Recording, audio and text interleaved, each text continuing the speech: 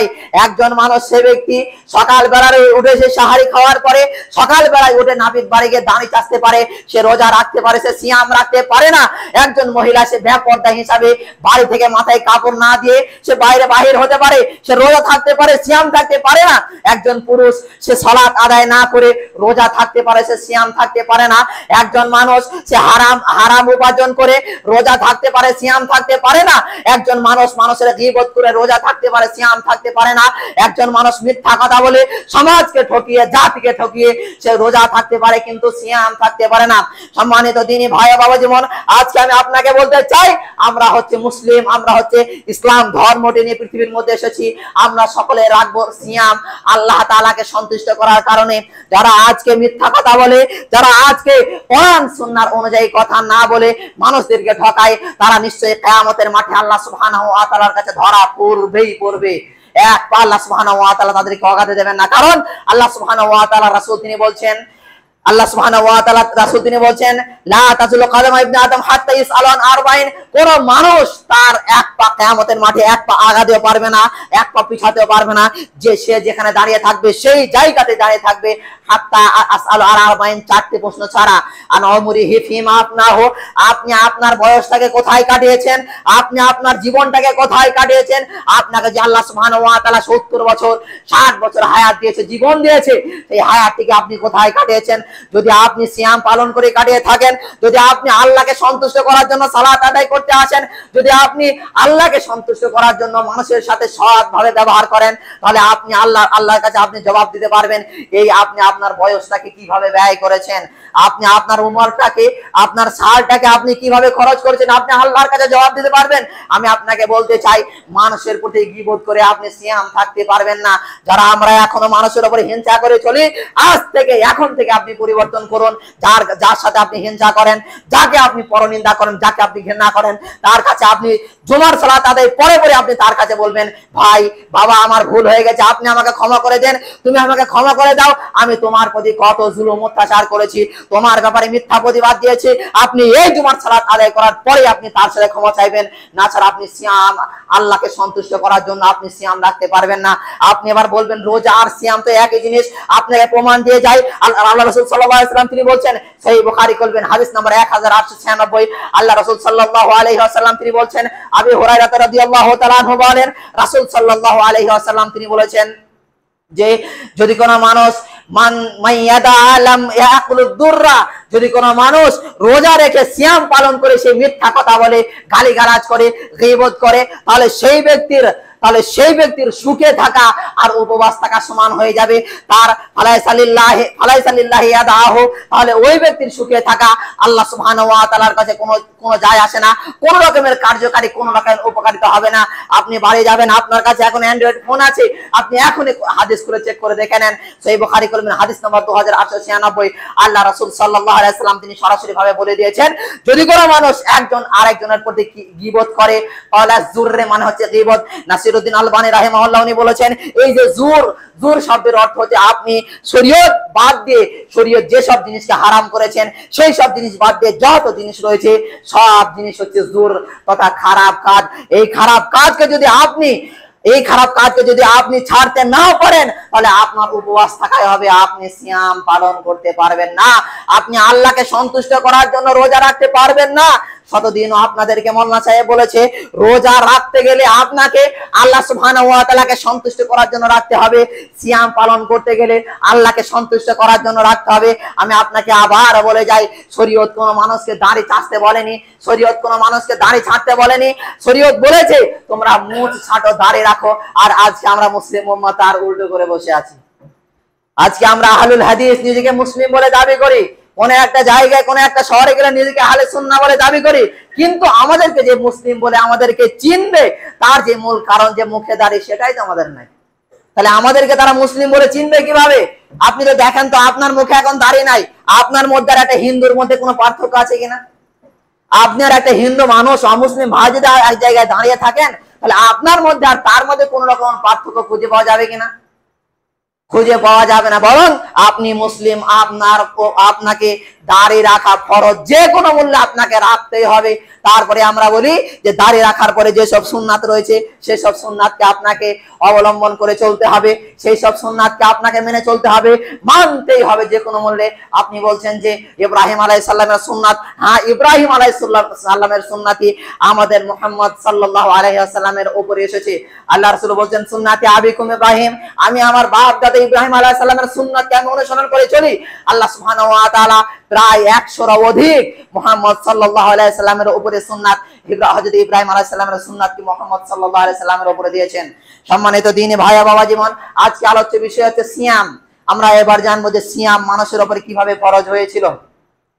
আল্লাহ রাসূল সাল্লাল্লাহু আলাইহি ওয়াসাল্লাম তিনি বলছেন যে তালহা ইবনে উবাইদুল্লাহ রাদিয়াল্লাহু তাআলা আনহু বলেন রাসূল সাল্লাল্লাহু আলাইহি ওয়াসাল্লাম তিনি বলছেন আন্না আরাবিয়ান জা ইলা রাসূলুল্লাহ সাল্লাল্লাহু আলাইহি ওয়াসাল্লাম, একজন আরব ব্যক্তি, একজন আরাবিয়ান ব্যক্তি আল্লাহ রাসূল সাল্লাল্লাহু আলাইহি ওয়াসাল্লামের কাছে আসলেন।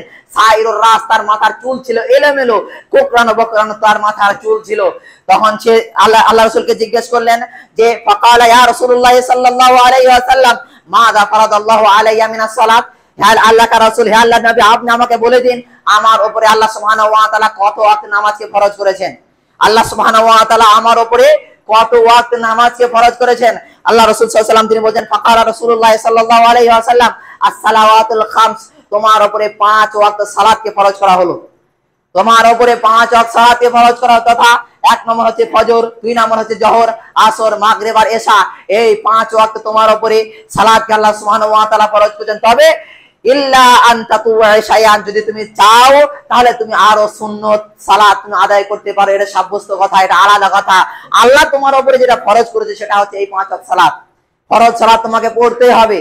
তখন তিনি আবার জিজ্ঞাসা করলেন ফাকালা ইয়া রাসূলুল্লাহ সাল্লাল্লাহু আলাইহি ওয়াসাল্লাম আইলাকা রাসূল মাযা ফারাদাল্লাহু আলাইয়া মিনাস সিয়াম, আইলাকা রাসূল, আপনি আমাকে বলে দিন আল্লাহ সুবহানাহু ওয়া তাআলা আমার উপরে কত মাস সিয়ামকে ফরজ করেছেন, সিয়ামকে আল্লাহ সুবহানাহু ওয়া তাআলা আমার উপরে কিভাবে ফরজ করেছেন। ফাকালা রাসূলুল্লাহ সাল্লাল্লাহু আলাইহি ওয়াসাল্লাম, আল্লাহ রাসূল সাল্লাল্লাহু আলাইহি ওয়াসাল্লাম তিনি বললেন যে আশ-শাহরু রমাদান আস-সাওমু লিশ-শাহরি রমাদান, আল্লাহ তোমার উপরে ফরজ করেছেন ফরজ সিয়াম বা রমজান মাসের রোজা। রমজান মাসের সিয়ামকে আল্লাহ তোমার উপরে ফরজ করেছেন, যে কোনো মূল্যে তোমাকে সালাত আর সিয়াম পালন করতে হবে। তবে যদি কোনো মানুষ কোনো সফরের অবস্থায় থাকে, অসুস্থ থাকে, ওমান কানা মিনকুম মারিদান আও আলা সাফারিন, যদি কোনো মানুষ সফরের অবস্থায় থাকে বা অসুস্থ থাকে তাহলে সেটা তাকে কাজা তুলে নিতে হবে। কিন্তু সালাত এমন একটা ইবাদত যার ইবাদতের মধ্যে কোনো রকমের কাজা বা ছাড় আপনি খুঁজে পাবেন না। আপনি সফরে আছেন, আপনাকে কসর করে সালাত আদায় করতে হবে, যে কোনো মূল্যে আপনাকে সালাত আদায় করতেই হবে বাধ্যতামূলক। তারপরে যখন সে ব্যক্তি যখন জিজ্ঞাসা করলেন যে আল্লাহ রাসূল আমার উপরে সিয়াম কতটা সিয়াম আমার উপর ফরজ করা হয়েছে, আল্লাহ রাসূল তিনি যখন বলে দিলেন যে শাহরে রমাদান, তোমার উপরে রমজান মাসের সিয়ামকে ফরজ করা হয়েছে। ইল্লা আন তাতুআ শাইআন, যদি তুমি চাও তাহলে তুমি নফল সিয়াম আদায় করতে পারো। এটা সাব্যস্ত কথা, এটা আলাদা কথা। তারপরে তিনি আবার জিজ্ঞাসা করেন ফাকারা ইয়া রাসূলুল্লাহ সাল্লাল্লাহু আলাইহি সাল্লাম, আয় আল্লাহর রাসূল সাল্লাল্লাহু আলাইহি সাল্লাম, আপনি আমাকে বলে দিন মাযা ফারাদাল্লাহু আলাইয়া মিনাজ যাকাত, আল্লাহ সুবহানাহু ওয়া তাআলা আমার উপরে কতটা যাকাত আমার কাছে ফরজ করেছেন, কত পরিমাণ যাকাত আল্লাহ সুবহানাহু ওয়া তাআলা আমার উপরে ফরজ করেছেন। তখন রাসূলুল্লাহ সাল্লাল্লাহু আলাইহি সাল্লাম তিনি বলেছেন ফাকার রাসূলুল্লাহ সাল্লাল্লাহু আলাইহি সাল্লাম সারাইরুল ইসলাম, ইসলামের যত বিধান বিধি রয়েছে জাকাতের ব্যাপারে সমস্ত কিছু আল্লাহ রাসূল সাল্লাল্লাহু আলাইহি সাল্লাম ওই ব্যক্তিকে শিখিয়ে দিলেন। শিখিয়ে দেওয়ার পরে যখন তিনি চলে যাওয়ার সময় তিনি বললেন যে আল্লাহি আল্লাহর কসম, আল্লাহি আল্লাহর কসম, ওয়ালা আনকুসু মিম্মা ফারাদাল্লাহু আলাইয়া, আমি এক পরিমাণ বেশিও করব না, এক পরিমাণ কমও করব না। আল্লাহ আমার উপরে যতটুকু ফরজ করেছেন ঠিক ততটুকুই করব। আল্লাহ রাসূল সাল্লাল্লাহু আলাইহি সাল্লাম তিনি তারপরে বললেন ওয়াইদা আসদাকা ওয়া আফলাহাল জান্নাহ, ওই ব্যক্তি যদি সত্য বলে থাকে, ওই ব্যক্তি যদি সত্য কথা বলে থাকে তাহলে ওই ব্যক্তি জান্নাতে প্রবেশ করে গেল, বা আফলাহাল জান্নাতুল ফিরদাউস, তাহলে ওই ব্যক্তি জান্নাতের মধ্যে প্রবেশ করে গেল, ওই ব্যক্তি সফল কাম হয়ে গেল। সম্মানিত দ্বীনি ভাই ও বাবা জীবন, বলার উদ্দেশ্য হচ্ছে এটাই, আল্লাহ সুবহানাহু ওয়া তাআলা আপনার উপরে রমজান মাসের রোজাকে ফরজ করেছেন। আপনি যদি মনে করেন নফল সিয়াম আদায় করবেন সেটা আপনার আলাদা ব্যাপার, আপনি নফল সিয়ামকে ছেড়ে দিতেও পারেন, এতে কোনো সমস্যা নাই। কিন্তু আপনি এই যে রমজান মাস যেটা আমাদের কাছে এখন ধারাবাহিকভাবে চলছে টানা 1 মাস, এই 1 মাসের রোজা আপনাকে যে কোনো মূল্যে করতেই হবে, 1 মাসের সিয়াম আপনাকে পালন করতেই হবে। রাসূল সাল্লাল্লাহু আলাইহি ওয়াসাল্লাম তিনি বলছেন ইবনে ওমর রাদিয়াল্লাহু তাআলা আনহু বলেন যে আমার রাসূলুল্লাহ সাল্লাল্লাহু আলাইহি ওয়াসাল্লাম বিয়াম আশুরা, আল্লাহ রাসূল সাল্লাল্লাহু আলাইহি ওয়াসাল্লাম তিনি সামায়াম আশুরা, আল্লাহ রাসূল সাল্লাল্লাহু আলাইহি ওয়াসাল্লাম তিনি আশুরার দিন রোজা রাখতেন। আশুরা দিনে রোজা রাখার পরে আমারা বিযালিকা, আল্লাহ রাসূল তারপরে আমাদের সবাইকে ওই রোজা রাখার জন্য আদেশ করতেন। যখন হাত্তা ফুরুদাল সিয়াম, যখন রমজান মাস ফরজ হয়নি তার আগে আমাদেরকে বলেছেন যে তোমরা এই আশুরা রোজা রাখবে।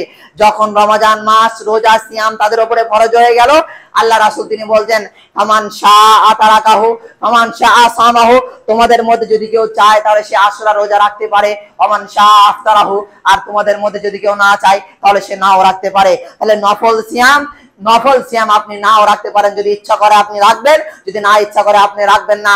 তবে এই যে রমজানের মাস, রমজান মাসের রোজা বা সিয়াম আপনার উপরে আল্লাহ তাআলা ফরজ করেছেন, আপনাকে করতে হবে। সুস্থ আছেন, সবল আছেন, শক্তি আপনার আছে, আপনাকে সিয়াম পালন করতে হবে যে কোনো মূল্যে।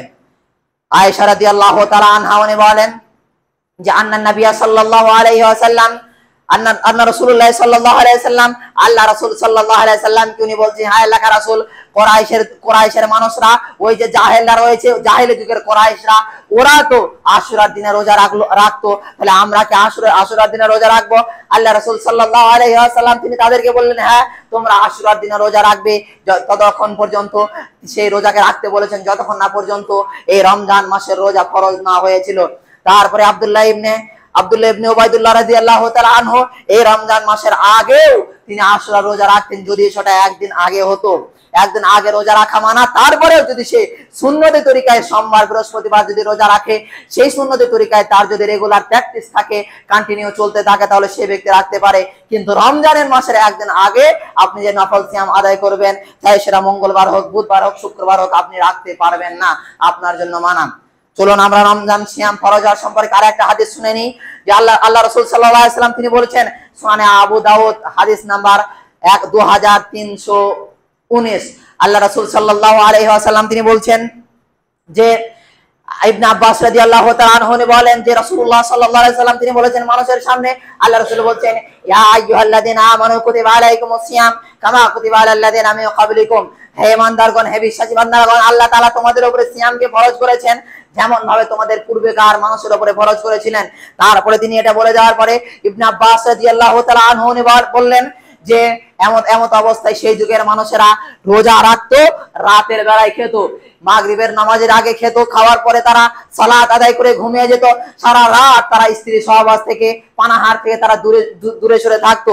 এমনকি পরের দিন সন্ধ্যা পর্যন্ত তারা কোনো রকমের কোনো খাবার খেত না, স্ত্রী সহবাস করতো না, কোনো কিছুই করতো না, শুধুমাত্র তারা সালাত আদায় করতো আর ইফতারও তারা করতো না। এমত অবস্থায় ইবনে আব্বাস রাদিয়াল্লাহু তাআলা আনহু বলছেন যে যখন তারা এইসব কাজ করতো, তখন আল্লাহ সুবহানাহু ওয়া তাআলা তিনি বুঝতে পেরেছিলেন একজন মানুষ সিনাম ইবনুল আল আনসারী, উনি তার স্ত্রীর সঙ্গে ভুলবশত সহবাস করে ফেলে। এমত অবস্থায় যখন সহবাস করার আগের মুহূর্তে সে তাকে বললেন যে আমার বাড়িতে কি কোনো খাবার আছে, কোনো খাদ্য আছে কি, যে খাদ্যটা কি আমি রোজা রাখবো, যে খাদ্যটা কি আমি সিয়াম পালন করব? তখন তার স্ত্রী বললেন যে না, আমার কাছে কোনো খাদ্য নেই। উনি তখন বললেন ঠিক আছে, আমি খাবার খুঁজতে যাই, খাবার খুঁজে আনার পরে উনি দেখছেন যে তার স্ত্রী বিছানায় শুয়ে আছে। এমত অবস্থায় সে তার সঙ্গে সহবাস করে ফেলে। সহবাস করার পরে তার সেই ব্যাপারটা আল্লাহ রাসূল সাল্লাল্লাহু আলাইহি সাল্লামের কাছে যায়। আল্লাহ রাসূল সাল্লাল্লাহু আলাইহি সাল্লাম কাছে সব কিছু বলার পরে তারপরে আল্লাহ সুবহানাহু ওয়া তাআলা তিনি কোরআনে আয়াত নাযিল করলেন, উহিল্লাত লাকুম লাইলাতুস সিয়ামু ইলা নিসাইকুম, রাতের বেলায় তোমরা তোমাদের স্ত্রীর সাথে সহবাস করতে পারো, মেলামেশা করতে পারো, খাবার খেতে পারো।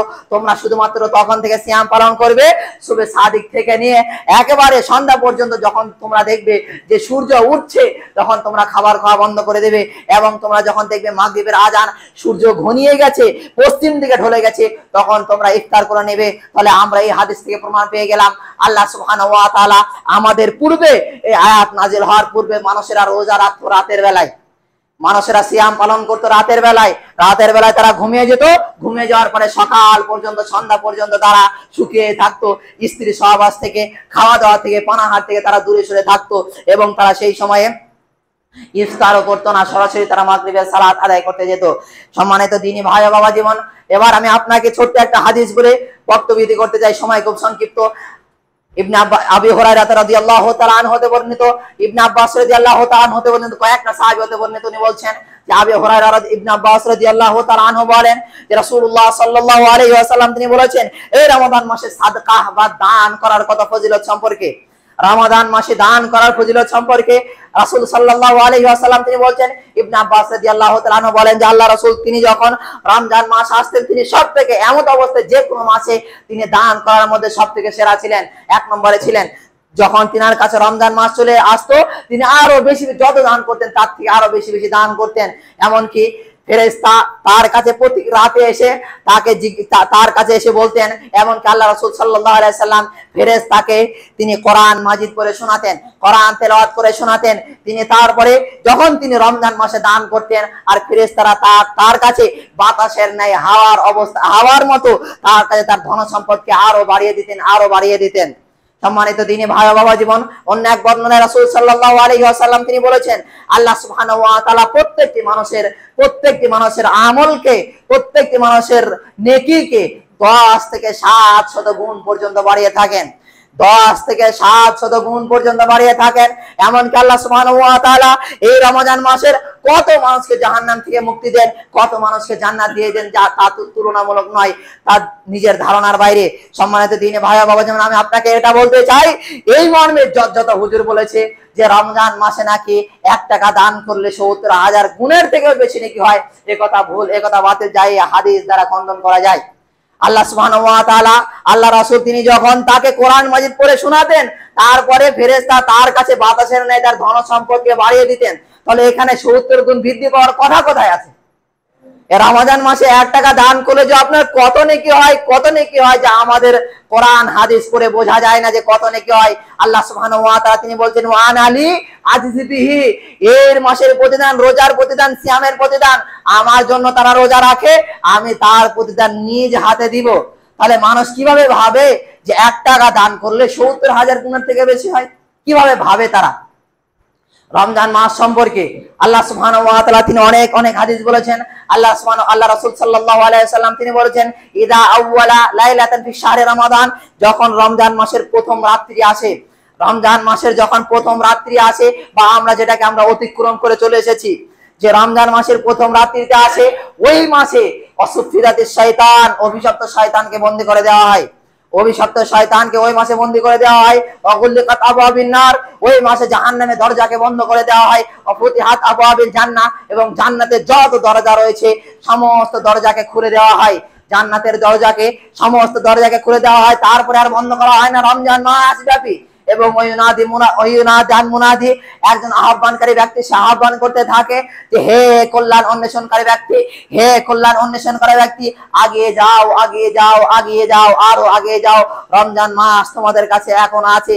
আর আহ্বানকারী আরো আহ্বান করতে থাকে যারা অকল্যাণ, যারা সিয়াম পালন করে না, যারা আল্লাহকে চিনে না, যারা রাসূলকে চিনে না, যারা সহিহ সুন্নাহ অনুযায়ী চলে না, তাদের জন্য তারা আহ্বানকারী আহ্বান করে বলতে থাকে হে অপছন্দনীয় কাজ করনেওয়ালা, হে অপছন্দনীয় কাজ করনেকারী, সতর্ক হয়ে যাও, সাবধান হয়ে যাও, থেমে যাও, তোমাদের কাছে রমজান মাস চলে আসছে, ক্ষমা প্রার্থনার মাস। যখনই তুমি আল্লাহর কাছে চাইবে, আল্লাহর জান্নাতের দরজা খুলে দেওয়া রয়েছে, আল্লাহর ক্ষমার দরজা খুলে দেওয়া রয়েছে, তুমি আল্লাহর কাছে চাও, আল্লাহ তোমাকে ক্ষমা করে দিবেন।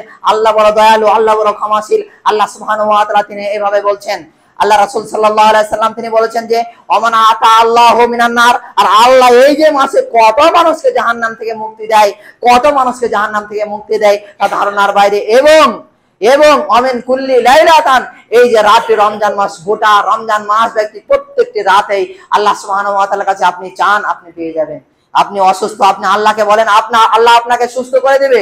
আপনি কষ্ট পাচ্ছেন, আপনি আল্লাহকে বলেন, আল্লাহ আপনাকে সুস্থ করে দেবেন। শুধুমাত্র আপনি মাথার একটাই কথা ভাবুন, পৃথিবীতে আল্লাহ সুবহানাহু ওয়া তাআলা ছাড়া আপনার কাছে আপন মানুষ বলতে কেউ নেই। আল্লাহ ছাড়া পৃথিবীর মধ্যে আপনার আপন মানুষ বলতে কেউই নাই। আপনি যাকে আপনার স্ত্রী বলে আপনি ভালোবাসছেন, তাকে আপনি নিজের আপন মনে করছেন, দেখেন সেও আপনাকে একদিন দুনিয়া থেকে চলে যাবে, সে আপনাকে একদিন কষ্ট দিয়ে চলে যাবে, আপনার বন্ধু সেও আপনাকে একদিন ছেড়ে চলে যাবে, কিন্তু আল্লাহ সুবহানাহু ওয়া তাআলা আপনাকে কখনোই ছেড়ে যাবেন না। আল্লাহ তাআলা তিনি বলছেন লা তাকনাতু মির রাহমাতিল্লাহ, হে ইমানদার ব্যক্তিগণ তোমরা আল্লাহর রহমত থেকে কোনো রকমের নৈরাশ হয়ে যেও না। বলার উদ্দেশ্য এটাই, এত বড় খুতবার সারমর্ম কথা হচ্ছে এটাই, আপনি রমজান মাস পেয়েছেন, শুকরিয়া শুকরিয়া শুকরিয়া, আল্লাহ সুবহানাহু ওয়া তাআলা শুকরিয়া করে শেষ করতে পারবেন না। তারপরেও আপনি শুধু আল্লাহকে এসে একটাই কথা বলুন, আল্লাহ আপনি আমাকে ক্ষমা করে দিন, আমি রমজান মাস থেকে এখন থেকে আমি পরিবর্তন হয়ে গেলাম, জীবনে কোনো মানুষের গীবত করে বেড়াবো না, জীবনে কোনো মানুষের প্রতি হিংসা করে বেড়াবো না, জীবনে কোনো মানুষের প্রতি পরনিন্দা পরচর্চা করে বেড়াবো না, কোনো মানুষের দুর্নাম দুর্নীতি গিয়ে বেড়াবো না। আপনি এখন থেকে আজ থেকে আপনি পরিবর্তন হয়ে যান, নিশ্চয় আল্লাহ আপনার গুনাহকে ক্ষমা করে দিবেন, আল্লাহ আপনাকে হেদায়েত দান করবেন। আল্লাহ সুবহানাহু ওয়া তাআলার কাছে আপনি শুধু একটাই দোয়া করুন, আল্লাহ আপনি আমাকে ক্ষমা করে দিন, আল্লাহ আপনি আমাকে ক্ষমা করে দিন। আপনি যে ভাইয়ের সাথে গীবত করেছেন আপনি তার কাছে গিয়ে বলুন আল্লাহ আপনি ক্ষমা করে দিন, কারণ এটা হচ্ছে রমজান মাস। রমজান মাস মানুষকে পরিবর্তন করার জন্য আসে। রমজান মাস সব মানুষের কপালে জুটে না, হয়তো আমি আজকে আছি, আমি আগামী রমজান নাও পেতে পারি, তার মানে এই রমজান মাস আমার শেষ রমাদান মাস হয়ে গেল। এই রমাদান মাসে যদি আমি আমার গুনাহকে ক্ষমা না করতে পারি, তাহলে আমার মতো হতভাগ্য, আমার মতো হতভাগ পৃথিবীতে আর কেউ অন্য কেউ আছে বলে আমার মনে হয় না। আল্লাহ রাসূল সাল্লাল্লাহু আলাইহি ওয়াসাল্লাম তিনি হাদিসেও বলেছেন, যদি কোনো মানুষ রমজান মাসকে পেল, রমাদান মাসকে পাওয়ার পরেও সেই ব্যক্তি তার নিজের গুনাহকে নিজের পাপকে ক্ষমা করতে পারলো না, মোচন করে নিতে পারলো না, তার মতো হতভাগ্য ব্যক্তি, তার মতো হতভাগ্য মানুষ পৃথিবীতে আর কেউ আছে বলে মনে হয় না। সম্মানিত দিনী ভাই ও বাবা জীবন, আমি আপনাদেরকে একটাই কথা বলতে চাই, রমজান মাস পেয়েছেন, রমাদানকে পেয়েছেন, এই রমাদানকে পেয়ে আপনি আপনার গুনাহকে ক্ষমা করে নিয়ে নিজেকে পরিবর্তন করে নিন। কারণ দেখেন বর্তমান সমাজ এমন পরিস্থিতিতে চলে গেছে, যেমন পরিস্থিতিতে মানুষ জেনাকেও ছোট পাপ মনে করে, জেনাকেও মানুষ ছোট পাপ মনে করে। যে জেনা যদি কোনো মানুষ বিবাহিত পুরুষ যদি জেনা করে তাকে রজম করে দেওয়া দরকার, বুক পর্যন্ত পুড়ে তাকে পাথর দিয়ে মেরে দেওয়া দরকার, সেই মানুষ আজকে জেনাকে একেবারে ছোট সাগেরা গুনাহ মনে করেছে, কিছুই মনে করছে না। তাহলে আপনি ভাবেন দুনিয়া আস্তে আস্তে কোথায় চলে যাচ্ছে, শুধুমাত্র মানুষের পরিবর্তন না হওয়ার কারণে শয়তানের গোলামি করছে, আর আস্তে আস্তে মানুষরা দুনিয়াকে ধ্বংসের দিকে নিমজ্জিত করে দিচ্ছে, ধ্বংসের দিকে মানুষ দুনিয়াকে আগিয়ে দিচ্ছে। সবাইকে আমি একটাই অনুরোধ করে বলতে চাই, হে আমার বাপ, হে আমার ভাই, আপনি আজ থেকে পরিবর্তন হন, সালাত আদায় করতে আসবেন, মসজিদের মধ্যে সালাত আদায় করতে আসবেন, আপনি আল্লাহকে শুধু বলবেন আল্লাহ আপনি আমাকে ক্ষমা করে দিন। আপনি আরবিতে বলতে পারছেন না, নামাজ শেষ হবে, নামাজ শেষের পরে আপনি আল্লাহকে বলবেন দুই হাত তুলে, একজন ভিখারি ভিক্ষুক যেভাবে আল্লাহ একজন মানুষের কাছে চাই, ঠিক তার থেকে অসহায় হয়ে আপনি আল্লাহর কাছে চাইবেন, আল্লাহ আপনি আমাকে ক্ষমা করে দিন, আপনি আল্লাহ আপনি আমাকে ক্ষমা করে দিন। আপনি বারবার বলতে থাকেন, বারবার বলতে থাকেন, নিশ্চয়ই আল্লাহ আপনাকে ক্ষমা করে দিবে, আল্লাহ আপনাকে আস্তে আস্তে কল্যাণের দিকে আগে নিয়ে যাবে। তাই এই যে রমাদান মাস পেয়েছেন, আজ থেকে আপনি নিয়াত করুন, আজ থেকে আপনি ওয়াদাবদ্ধ হয়ে যান যে আজ থেকে আমি আর কোনোদিন সালাত আদায় ছাড়বো না ইনশাআল্লাহ, আজ থেকে আমরা আর কোনোদিন কোনো মানুষের গীবত করবো না ইনশাআল্লাহ। আল্লাহ সুবহানাহু ওয়া তাআলা আমাদের সকলকে যেন 5 ওয়াক্ত সালাত আদায় করার তৌফিক দান করুন, সকলে বলি আল্লাহুম্মা আমিন। আল্লাহ সুবহানাহু ওয়া তাআলা আমাদের সকলকে যেন গীবত থেকে, এমনকি শরীয়ত যেটাকে হারাম করেছে সেই হারাম কাজ থেকে বেঁচে থাকার তৌফিক দান করুন, সকলে বলি আল্লাহুম্মা আমিন। আল্লাহ সুবহানাহু ওয়া তাআলার কাছে আরো দোয়া, আল্লাহ আমরা এখনো যারা শরীয়ত মেনে চলতে পারিনি, আল্লাহ আমরা এখনো যারা মুখে দাঁড়িয়ে রাখতে পারিনি, আল্লাহ আপনি আমাদের সকলকে মুখে দাঁড়িয়ে রাখার, নিজের শরীরের সৌন্দর্যকে প্রকাশ করার তৌফিক দান করুন, সকালে পড়ি আল্লাহুম্মা আমিন।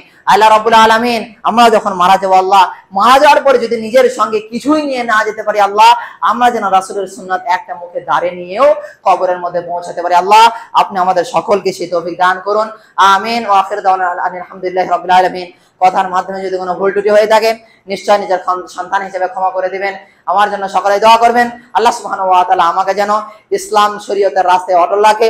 আমিও আপনাদের জন্য দোয়া করি, আল্লাহ সুবহানাহু ওয়া তাআলা আপনাদের সকলকে যেন শরীয়তের হারাম কাজকে বর্জন করার এবং হালাল কাজকে আঁকড়ে ধরার তৌফিক দান করুন, সকলে বলি আল্লাহুম্মা আমিন। আল্লাহুম্মা সাল্লি আলা মুহাম্মাদ ওয়া আলা আলি মুহাম্মাদ কামা সাল্লাইতা আলা ইব্রাহিম ওয়া আলা আলি ইব্রাহিম ইন্নাকা হামিদুম মাজিদ। আল্লাহুম্মা বারিক আলা মুহাম্মাদ ওয়া আলা আলি মুহাম্মাদ কামা বারাকতা আলা ইব্রাহিম ওয়া আলা আলি ইব্রাহিম ইন্নাকা হামিদুম মাজিদ।